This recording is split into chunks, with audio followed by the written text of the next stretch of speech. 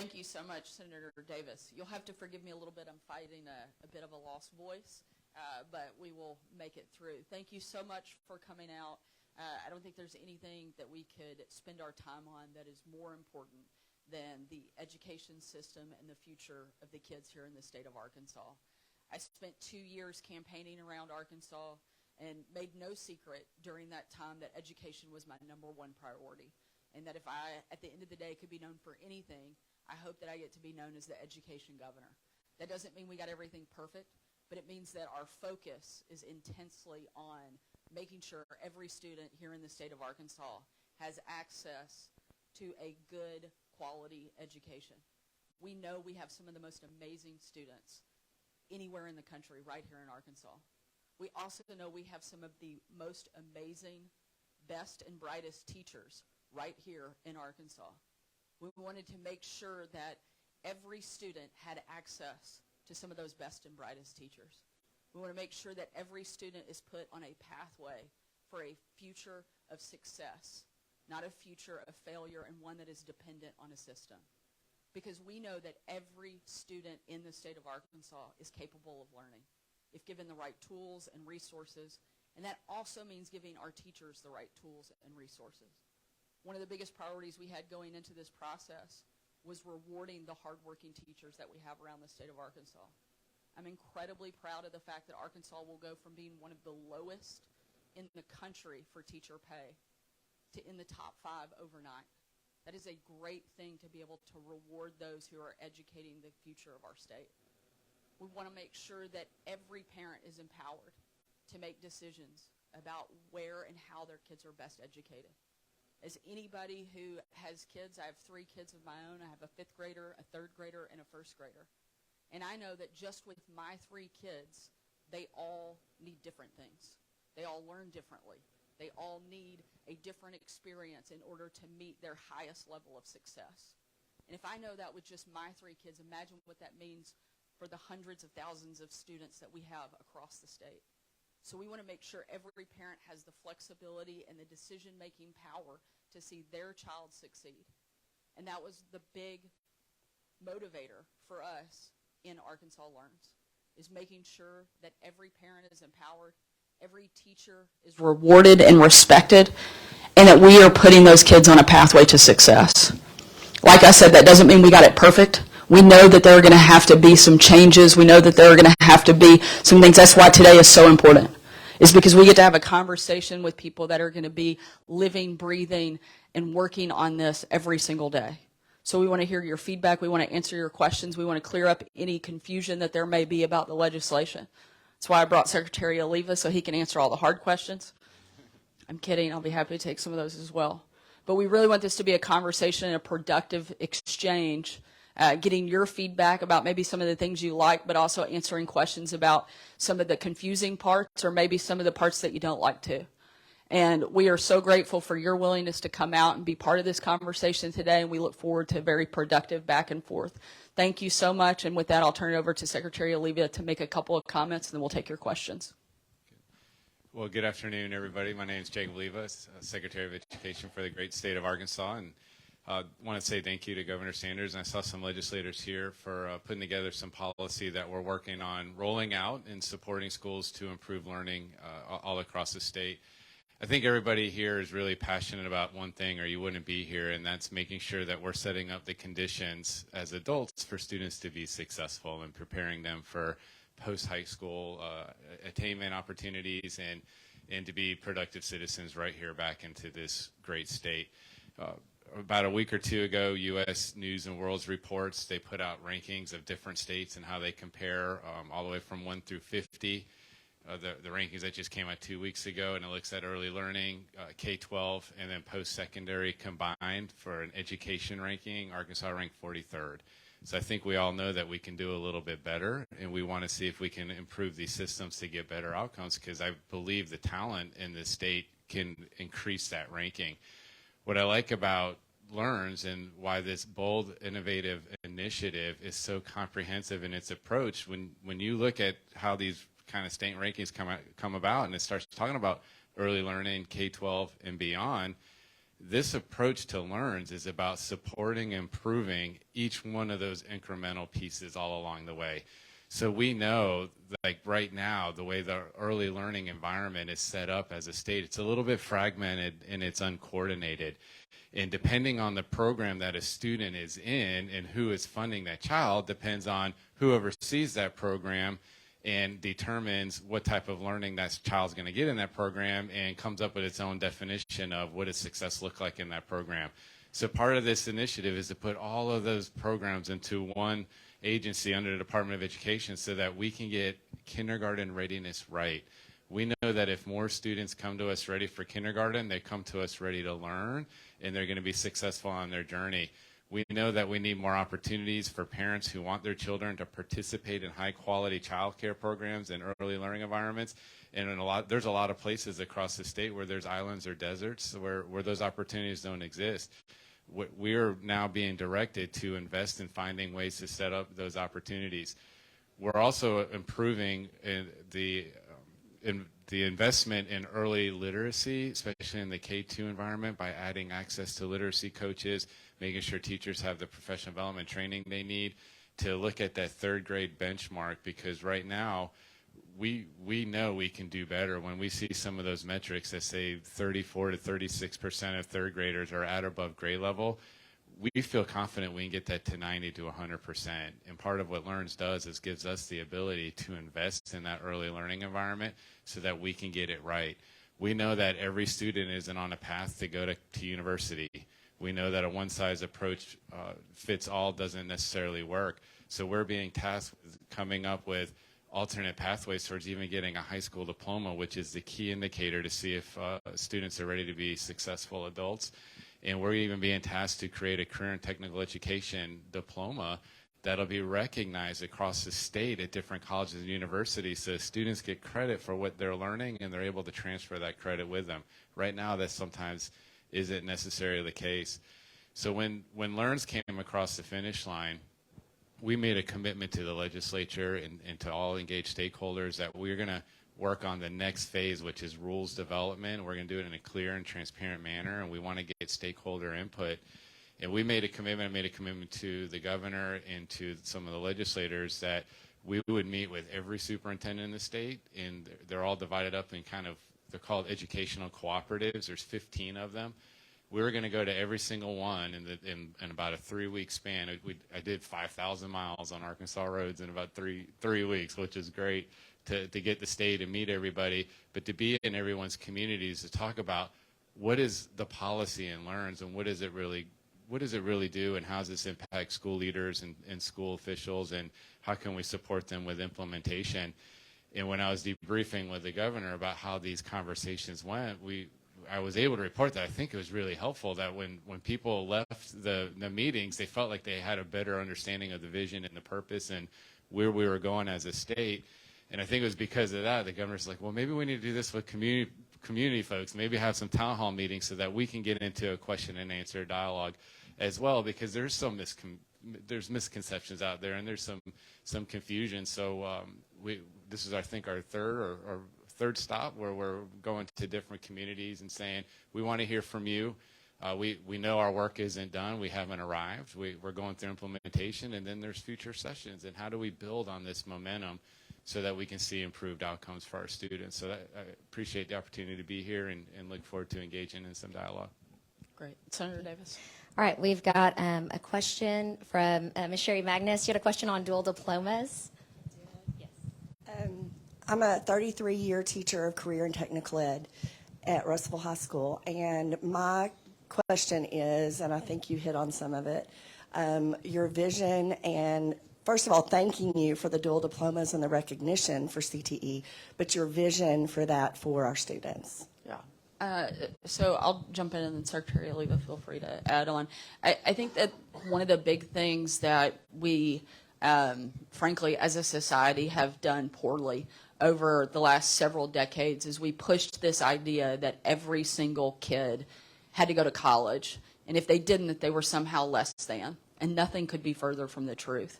We need to stop asking only what does a kid know and start asking what can they do when they finish with their high school career. And some of those kids need to be ready, capable, and able to step directly into the workforce. Number one, we have a huge demand for those jobs, and we are not even close to filling them.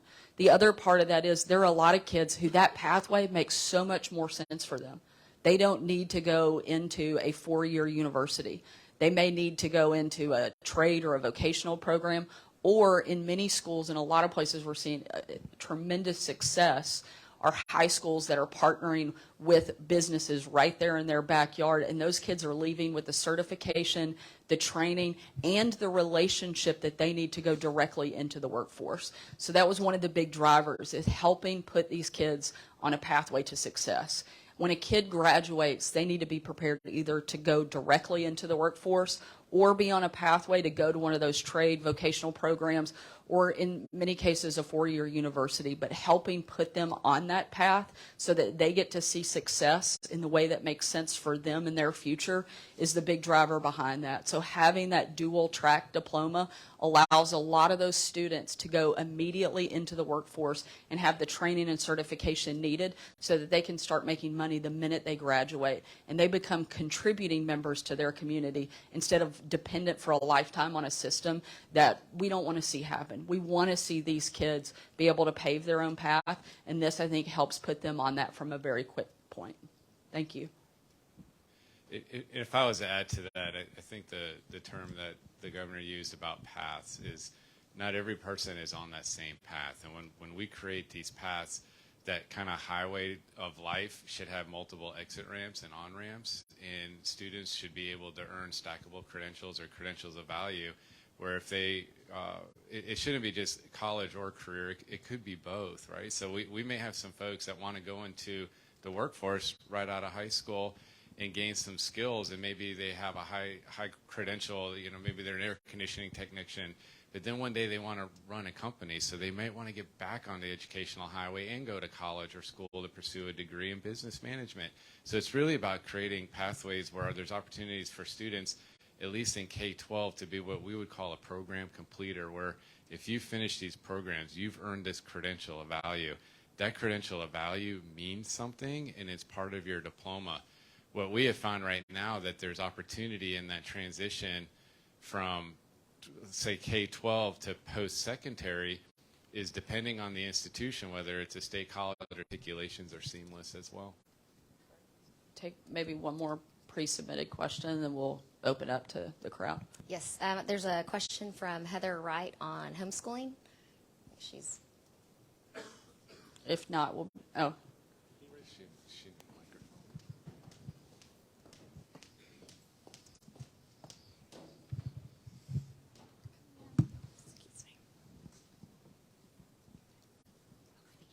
Hi, I just wanted a little more information on how this will affect homeschool families.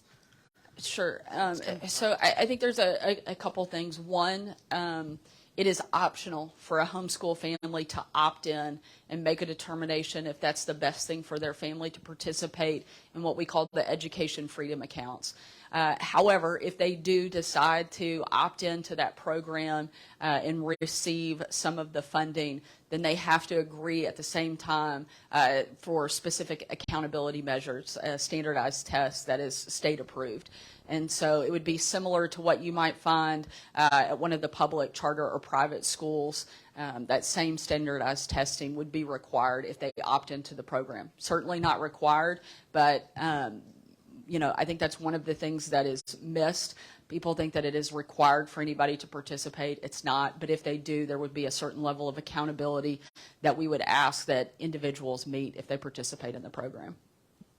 And I think if I was to add to that as well, it's also important to notice that that program for the educational freedom accounts isn't going to go into effect for at least another year. So that's not going to start with the 23-24 cohort. It'll start in 24-25 to give our agency more time to build up the system of what this looks like. There's a misconception that if you're a homeschool family that you'll start getting direct payments from the state. That is not going to happen. There's going to be guardrails put in place to make sure that families that choose to participate in homeschooling, they do incur educational related expenses. They have to buy curriculums, they have to buy textbooks, they have to buy those things. Well, we'll be able to set up an account for educational approved purchases that they may be able to qualify and draw down from.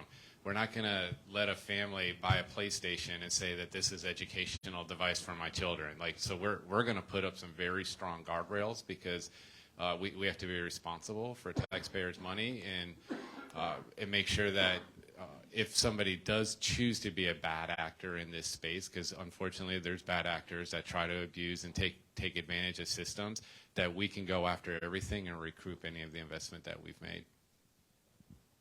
We'll be happy to open up if there's anybody in the crowd with questions. Happy to take those. Questions? All right. See Lee Davis over here. Governor Sanders, as somebody that's preparing to take their praxis exam on Thursday afternoon, actually. Good luck.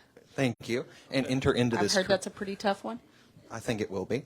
And enter into this career. What is the biggest benefactor and detractor for new educators to enter into this field with Learns? It's obviously going to change a lot, and there's been some misinformation and confusion about that, and we're really curious as to how that's going to impact and promote teachers coming into the field. Yeah, I'm hopeful that one of the biggest messages and one of the biggest takeaways from Arkansas Learns is how much we value our teachers. This is the largest investment in public schools and certainly in our teachers that we've had in decades.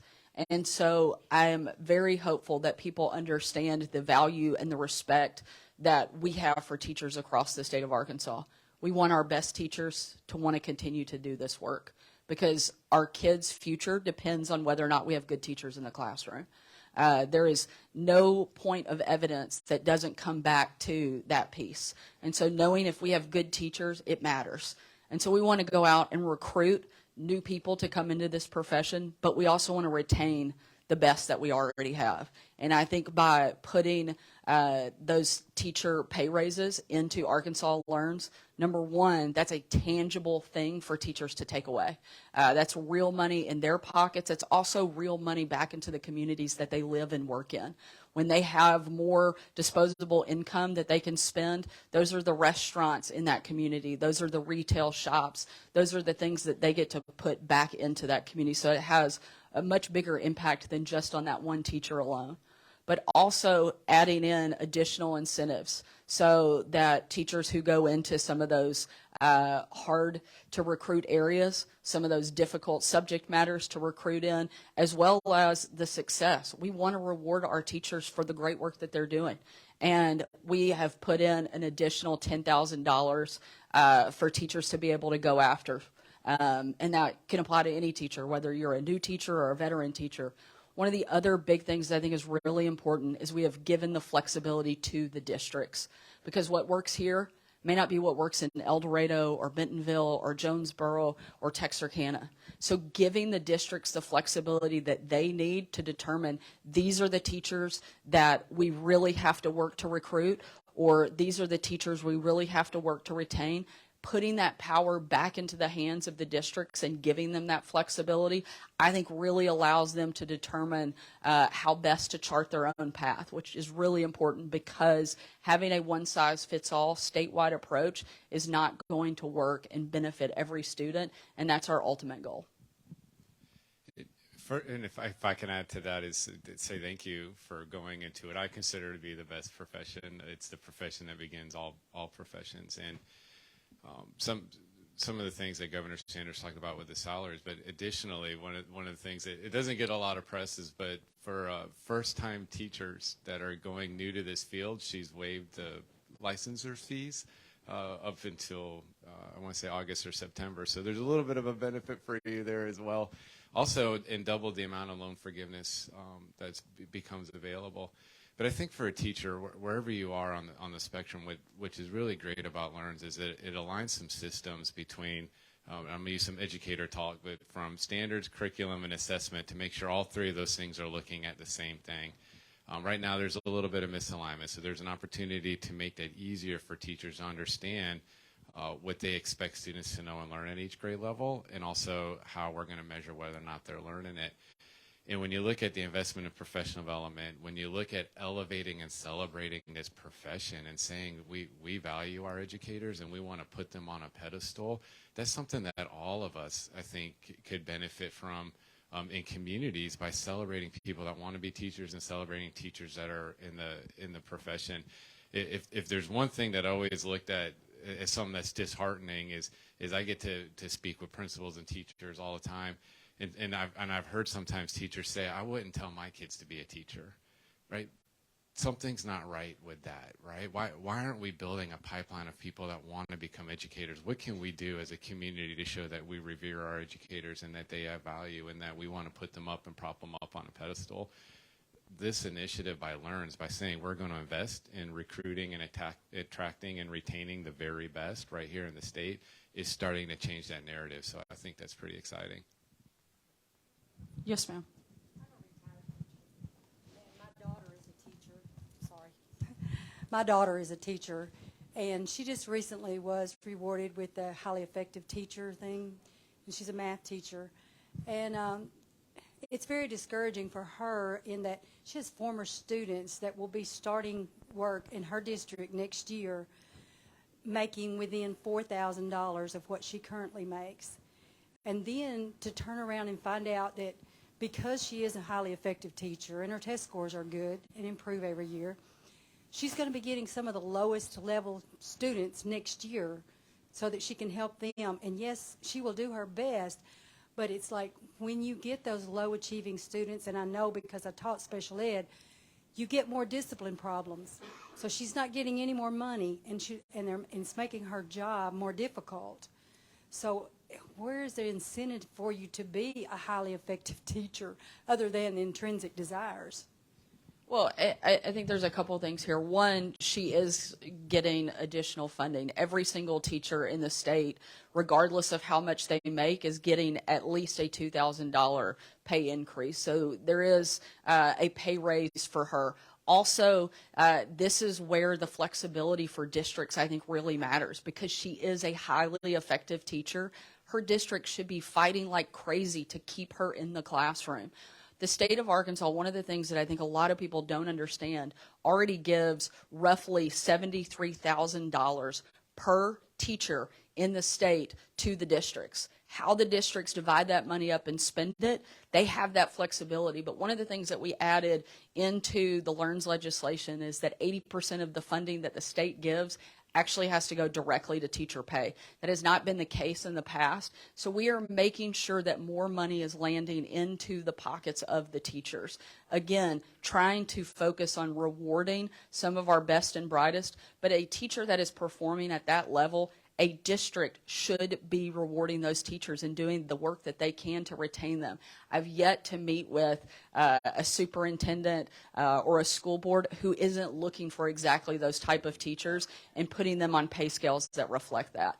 One of the other components that you mentioned, if she has some of the toughest students, those are some of the other incentive pay things that we have included in Arkansas Learns, going into some of the highest struggling target area subjects, as well as those failing districts. Those are places where there is incentive pay also offered for that. And so I think there are a lot of opportunities for her on the table. And that's one of the things I think we want to make sure we clear up today, is that every teacher, one, is getting a raise, and it's fully funded by the state in perpetuity. This isn't one of those things in 2 years or 3 years that the district is then on the hook for. The state is fully funding all of the money that we were already giving to each district for teacher pay. They still get, and now we're giving money on top of that for the raises. And so she will see more money in her pocket, and I think her district will be fighting to keep her because she is a high achieving teacher. And if they aren't, that's a failure on the district's part, and I guarantee you there will be a district out there that will want to recruit her in and be willing to reward her for that work. Yeah. And if I would add to that, I said thank you for your years of service and the generations of students that undoubtedly had a strong impact on, and for your daughter to even want to follow in your footsteps, I think is a testament to the value that you provided to that school. And to Governor Sanders' point, we recognize and value the role of experienced and veteran teachers. I can tell you, I remember my first year as a classroom teacher, if I didn't have a mentor, a veteran teacher assigned to me, I mean, you probably already struggled already, but I would have really, really struggled without having somebody to seek out counsel and advice from. And the fact that everybody got at least a $2,000 raise, I think step one, this is what I would say to teachers as I'm talking to them. One is, thank you, Governor, for raising our salaries. Thank you, legislature, for investing a historic amount of money into supporting public education. More money than the state has ever invested at one single time. First is thank you, and then step two is, we know it's not done. So as we go back to the table, what can we do to get more dollars to recognize years of experience, advanced credentials? And additionally, I also hear a lot from superintendents about support staff. You know, we're doing a lot of great job raising the salaries of the classroom teachers, but we also have bus drivers and custodians and food service workers. So I call it the educational family.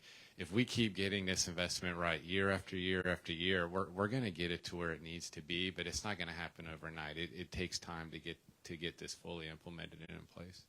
One thing on that, in terms of kind of the educational family, as Secretary Oliva referenced, the classified staff, we actually put an additional $20 million into allocated funds specifically for classified staff, so that there would be an hourly wage increase for all classified staff across the state of Arkansas as well. Next question. It's a popular side of the Mr. room. George? Yeah, I know. Hi, my name is Nathan George, and I really appreciate both of you coming here to speak to this issue, and I especially appreciate what you've said about how you care for teachers. My wife is a teacher in the district, and I see her spend hours a day focusing on how to learn, how to better serve her students. And I think what you have said here today, if you could disseminate that amongst not only our community, but all of the other teacher communities, a lot of them might feel better about this bill specifically, because there, I know, have been some misconceptions that there might have been some negative intent from some of the teachers in the state to not teach correct curriculum. And so the more you stress about this, I think would be very good for the teacher community. And as a husband of someone who watches what they do, I would appreciate that, you know.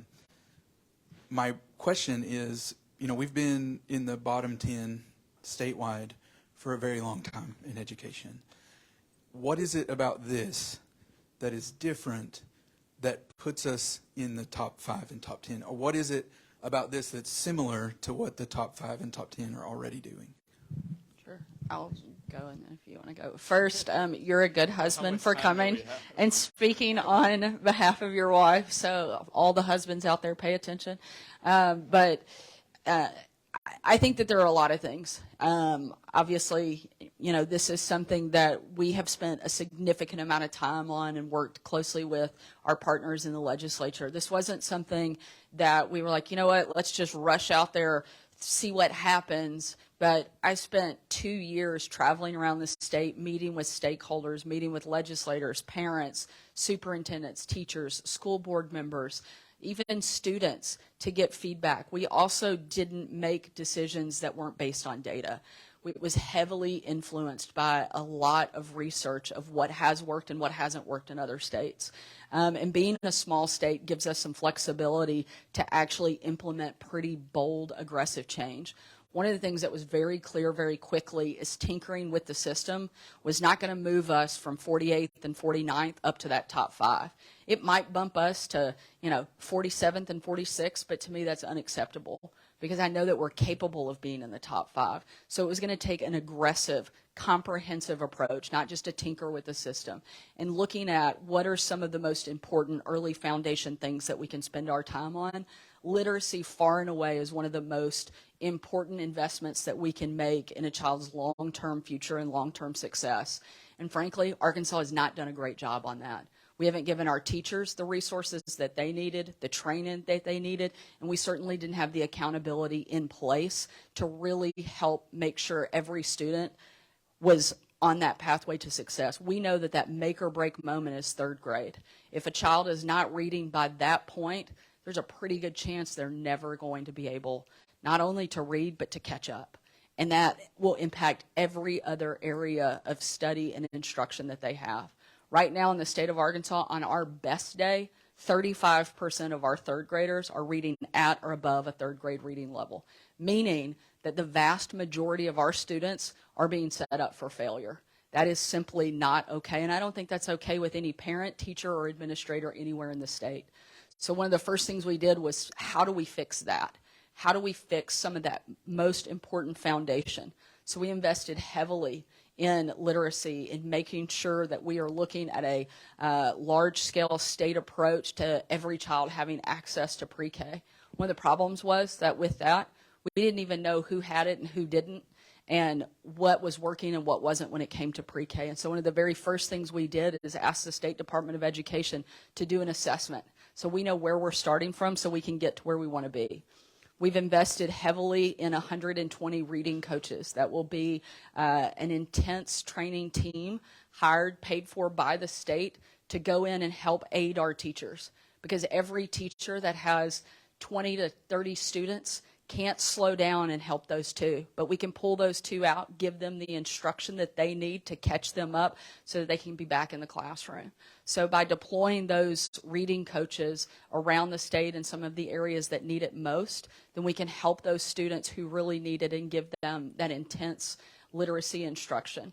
Also providing all of our teachers with the science of reading education and resources and training that they need to make sure that the kids that they're teaching have all the tools they need to be successful. So that's one of the first big places that we had to lean into. Sorry, I know this can be a bit of a long answer, and then you're going to have more to add to it. But also going back to the piece about parents having the ability to see where their kid may need extra hands-on or extra instruction, whether that's a public school in their district, maybe it's a different public school than the one they're assigned to, maybe it's a charter school, maybe it's a private school, maybe it's homeschool, but putting the power of the decision-making into the hands of the parents who know how their child best can be educated so that they're put on a pathway to success was another piece. That competition, it breeds excellence, and making sure that every parent has that ability to decide is really important. And that was one of the other pieces of the legislation. Also, and it goes back to what we've been talking about a good bit already, respect for our teachers. By making the pay raises, look, I know that people don't go into teaching simply for the paycheck. They go because they have a passion for helping kids succeed, because they believe in the work that they're doing. But they also need to know that the rest of the people around them believe in it too. And by making them a priority and making that piece of the legislation a huge priority, one, we wanted to show that we respected and we valued the work that they're doing. We also wanted to make sure we gave them the tools to do it right. And so putting that accountability measure and giving them all of those things, that was important for us. It wasn't, again, just one piece of the puzzle that was going to make it successful. It had to be that comprehensive approach. The other big piece was career readiness. If we just allow kids to go through a broken system, which currently we have one, then we cannot expect for the results to be different on the other side. And so taking a step back and saying, how am I putting this kid on a pathway from preschool to a paycheck? And that was one of the big goals, so that career readiness piece, so that when they either graduate from high school or that four-year university or a trade or vocational program, they're ready to go into the workplace. That has to be the question that we're asking ourselves. If we are setting them up for that, then we're doing our work right. If we're not, then we've got to figure out how we can engage those students so that every single one of them has a pathway forward. So again, I know that was a lot very quickly, and I could go all day because this is a big piece of legislation. But we have a big problem. And again, just tinkering with that system is not going to fix it. And to me, continuing to fail our students was not an option. And there were so many places where we felt we could lean in and invest that would have a long-term impact. We weren't looking for something that just changed things and maybe bumped our numbers up one or two places. We're looking for a massive investment that will have long-term generational impact on students and families across the state. And while this is certainly not a perfect piece of legislation, I think it is a great start and a great foundation for Arkansas to build on. And we're going to see a lot more students across the state that are going to be successful because of the changes that we're making right now within the state. And if I was to echo some of the sentiments first, I agree. The more we can get in front of teachers and let them know what the vision and mission is about, this is about supporting the neighborhood public schools. First and foremost, at the top, we have to improve the public education system, and there is value in improving the neighborhood zip codes, the families, the generations that have gone through the hallways to serve. And what I would say when you kind of ask that question, how does this compare to what other states are doing that are in the top?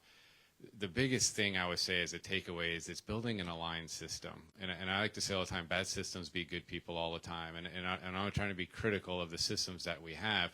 But when you talk about, and I call it building our educational house, if we're going to build the educational house, the foundation, that the slab, the concrete that we pour and build all the walls and the roof on starts with high quality educational standards. Those standards define what we expect students to know and learn at each and every single grade level.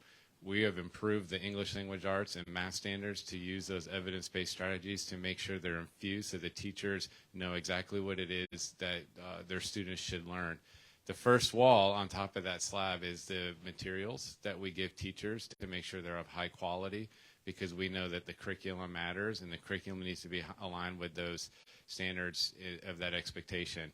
The second wall that I would put up is the instructional strategies that teachers know they need to utilize to serve the students that they have in their classrooms. Investing heavily in professional development, making sure that teachers have aligned resources to the standards and then are trained to teach and use those standards. And then the roof that holds it all together is the assessment system that we use to monitor whether or not students are learning what we expect them to learn. Right now, in the 3 through 10 space in English language arts, math, and science, we're moving away from a college and career readiness assessment, and then for the next school year, going to be implementing what's called a criterion referenced assessment. Basically, is the assessment measuring what we want students to know and learn. But in that foundational years, to the governor's point about getting literacy right, if we can get 90 to 100% of our third graders at or above grade level, which I feel like we can do, a lot of the other problems we see in education go away, because kids aren't struggling to learn how to read. They're excited to come to school, and they're set off on a path to be successful in their journey. But how we monitor and measure student performance in that K-1-2 space is completely fragmented and uncoordinated. And part of what Learns does is it gives us the ability as an agency to put together a unified, coordinated progress monitoring system that embeds dyslexia screeners so that it's a one-stop shop for teachers and they don't have to go to multiple assessments and stop teaching and learning all the time.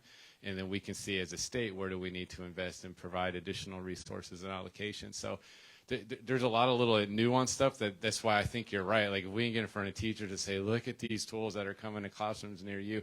And I should have mentioned to the future educator, I see some superintendents in the room. So if you don't have a job, I think we can find you one probably by the end of the day too. So we're doing a lot to support the profession. Jump over here. Yes, ma'am.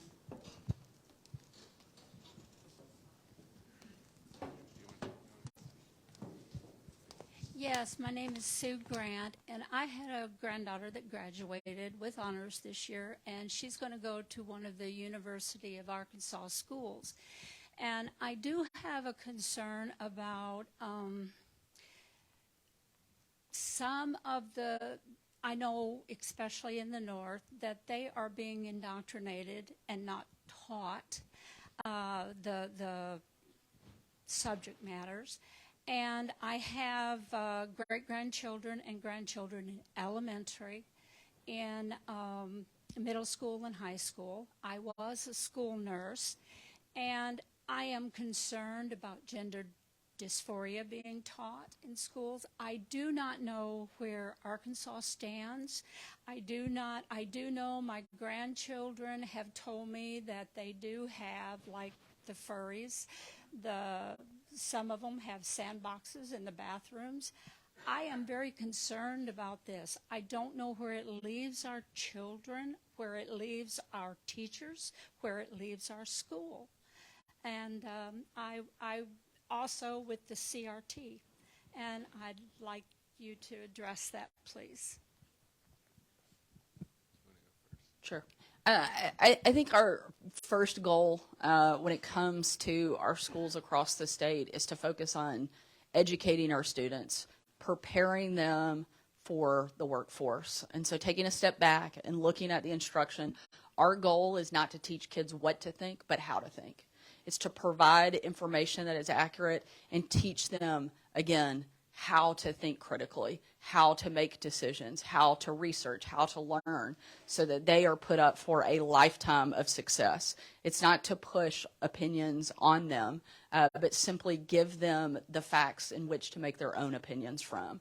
And so I think when it comes to our curriculum, our standards, it should reflect that. I know this is a space that Secretary Oliva has worked closely on, both in the state of Florida, where he was from before, as well as here in Arkansas over the last, I don't know how many months, 8, I was going to say a year, but I knew that was a little too long. But this is a place where the Department of Education has to lean into and make sure that we are focused on educating our students.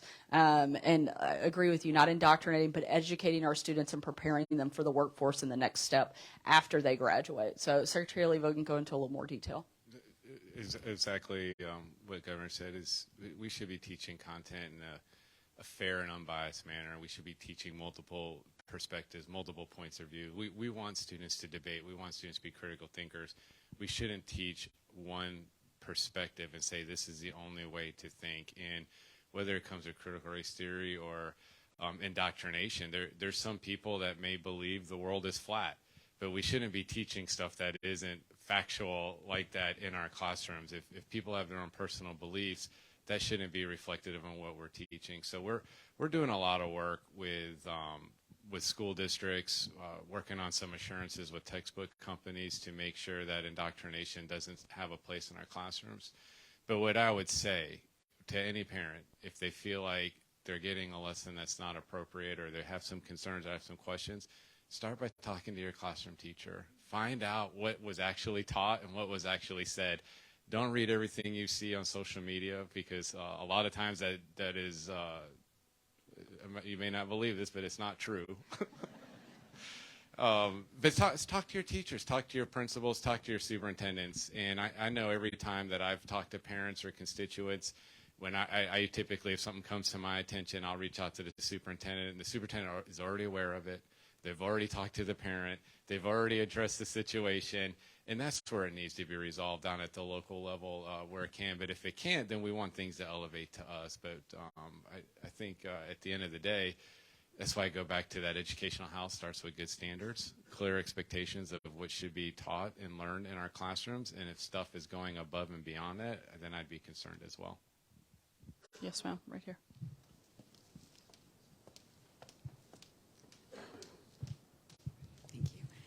Thank you. I'm April Christensen. We're new to Arkansas. We built our dream home here, our forever home.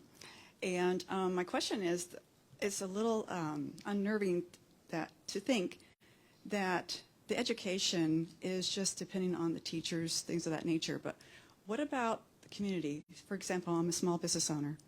Why not involve the businesses, have us donate, have us participate? They can look and listen to the teachers. I don't want to necessarily think that they want to put teachers on a pedestal, but give them, as you said, more options.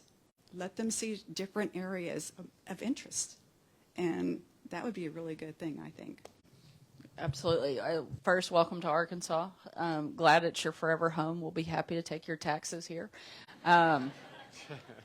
But in all seriousness, one of the important parts that I felt like that we did include in the LEARNS legislation was a community service component.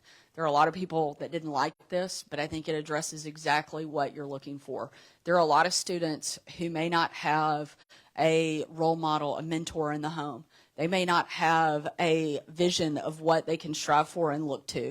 So matching them up with people in the community, whether it's a business owner, a community leader, or a teacher in their school that they work with after school, or they clean up their playground. There are a lot of different things, but there is a graduation component now that requires students to have some community service. It gives them some buy-in, and it helps them develop relationships exactly like what you're talking about with members of the community. So I encourage you to go and talk to the leadership at the local schools and at the districts and say you want to be one of the partners in helping students that are looking for a place to serve their community. They're looking for a place to fulfill the commitment that they will have in order to meet the graduation requirement.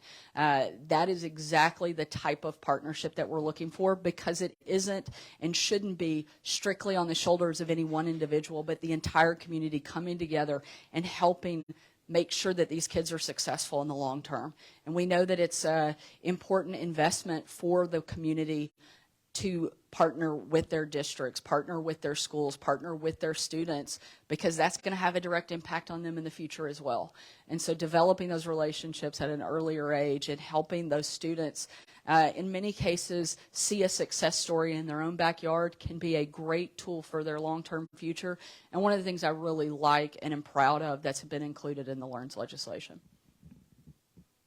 I don't know if you have anything you want to add. Not, we'll go here, and we'll go to you, and then we'll come to you since the microphone's closer, just purely for logistics. Hi, Governor.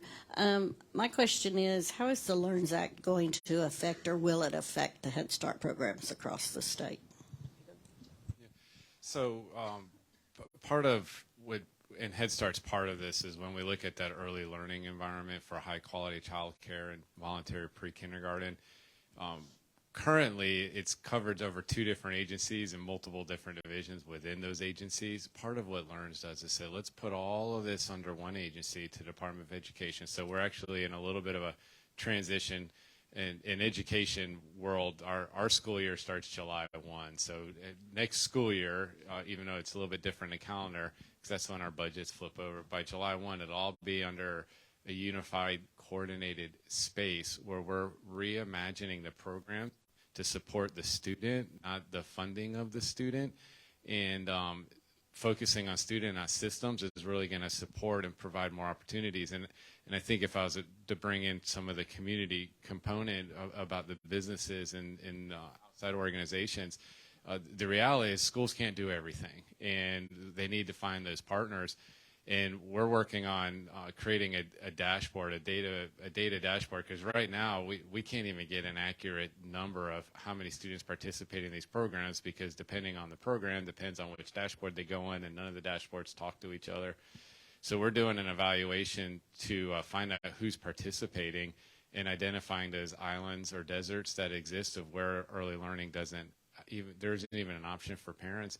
And then we're going to go to the businesses, the faith-based organizations, the civic organizations, the school districts, cooperatives, to say, we need to have an early learning program here. There's parents that want to participate, but they don't even have a place to go. So we're being really laser-like focused on moving that kindergarten readiness rate up, because we know that the K-12 system will benefit. So there's going to be a lot of kind of reorganization to support students in that space. I promised we'd come to you next.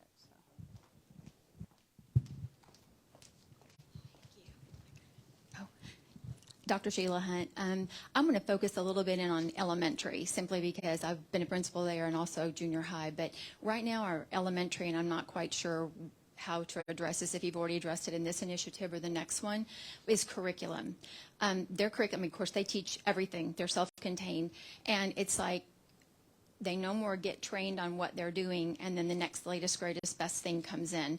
So the Department of Education, how can we address that to where teachers can be trained, you can have something for a while? I mean, obviously, if you brought it in, it's good, but give them a little bit of an opportunity.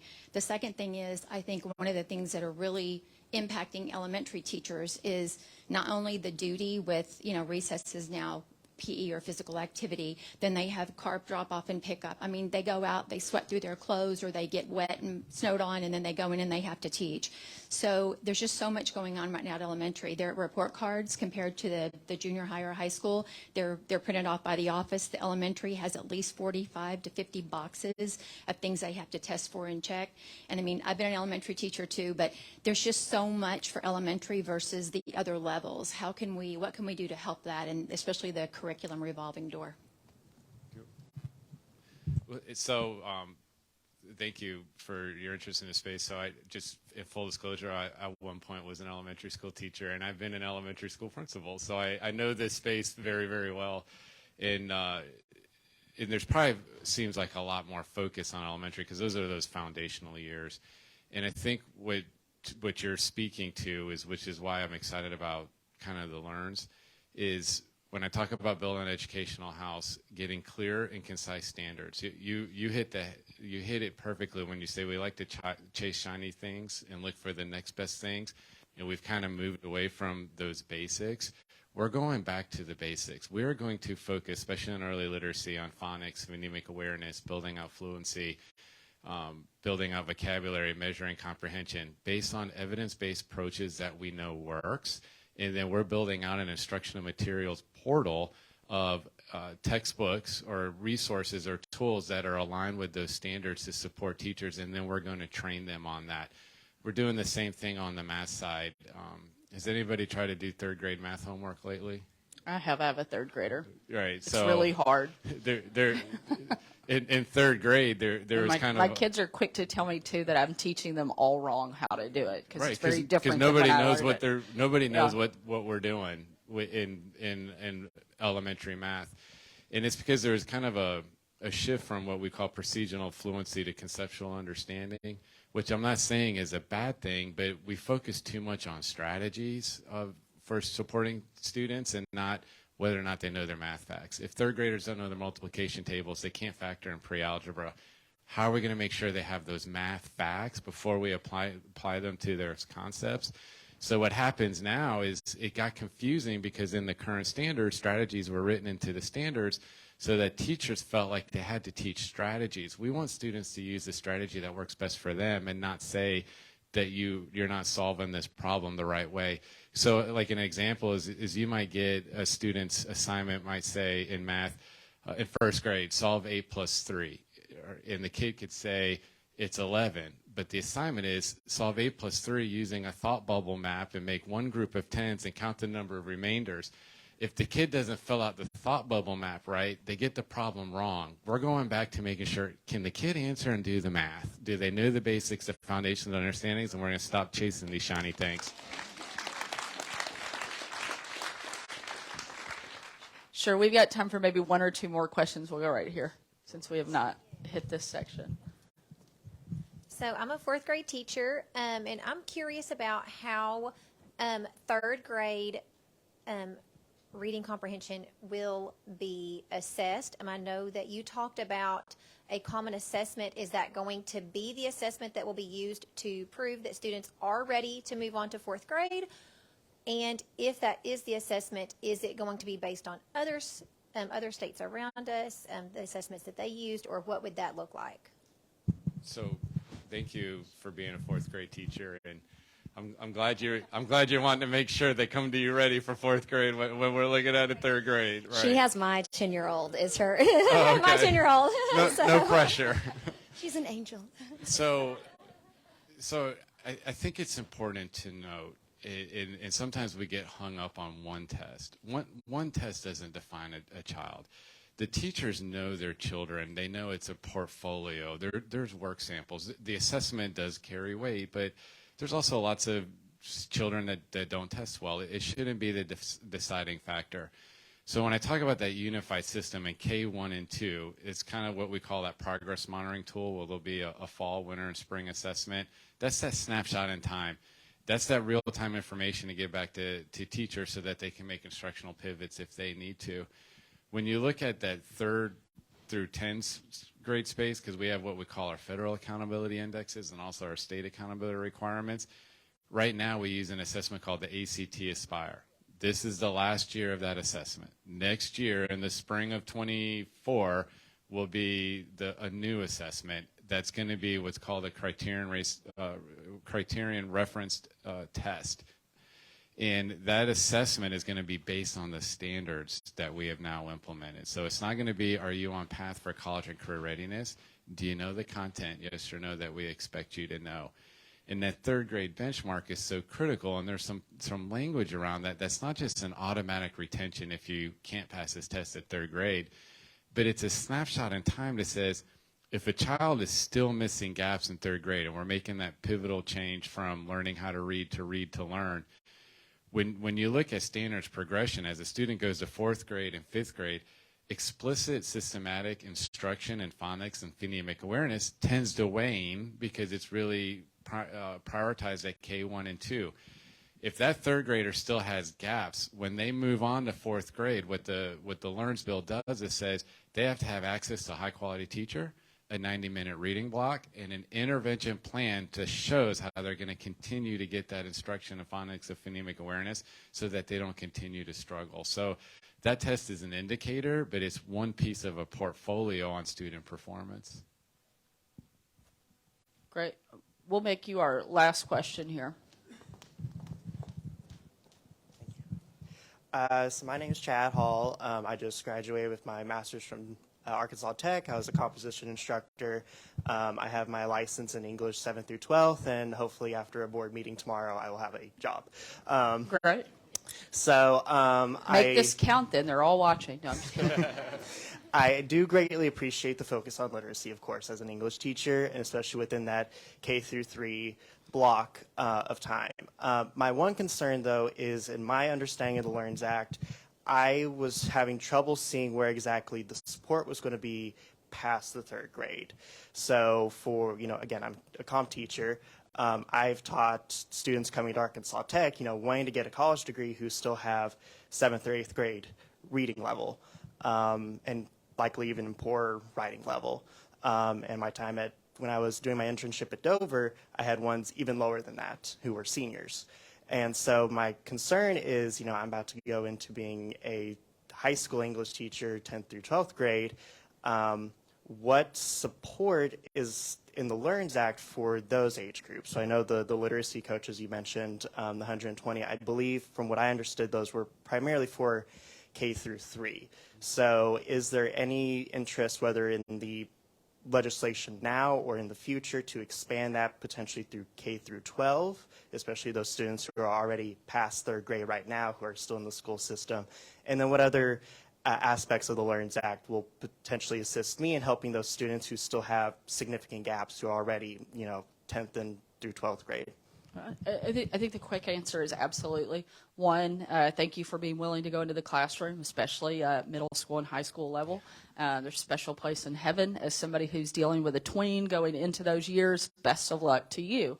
But I think one of the things that we have seen, and one of the reasons there is such a focus on that early education, is building that foundation. And that's kind of what we see Learns to be overall, is building a foundation that we as a state can build on to continue adding. Would we love to have additional literacy coaches in the future that are targeted to those 10th, 11th, and 12th grade students?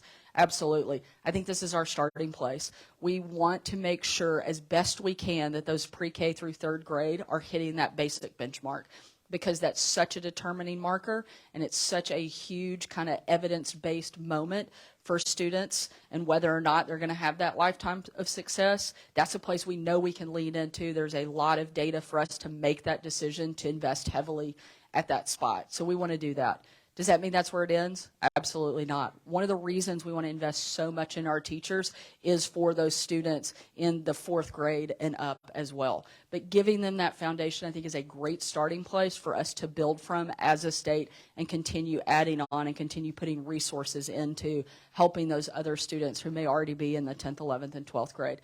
One of the other things that we have in the Learns legislation is a $500 basically tutoring voucher that those students could take and use that are beyond the third grade. So that is another tool that you as a teacher could help your students find a program and get that funded by the state, because we're providing funding for those after school summer programs that would allow some of those students to either catch up or have additional instruction. So that would be one of the places as a teacher I would certainly encourage you to look into that program. So students that you have that are struggling, either you have a program that you recommend for them that they can use that funding for, or maybe even whether or not your school starts a program that you can do after school that you can use that funding for, would be something I would certainly encourage you to do as a new English teacher, which again, take advantage of the superintendents in the room. So,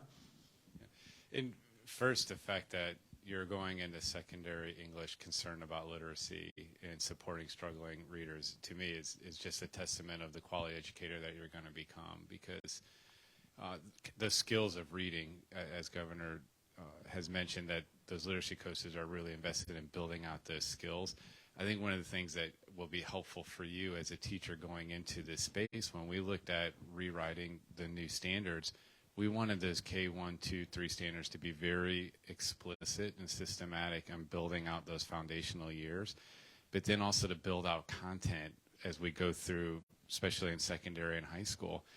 And when we say text matters, the type of text that students read and interact with matters. So currently, we don't have really an expectation of the type of literary works that students should be engaged with. So the standards that we've built out at those higher grade levels are explicit to make sure that multiple genres are represented, multiple literary periods are represented. We're expecting kids to be able to start reading poetry, understanding cursive writing, doing some of those things that we know need to be those foundational pieces. So an example of the old version of the standards may be, say you're teaching 10th grade, and the standard might be, say, read a selected text and identify author's purpose and main idea.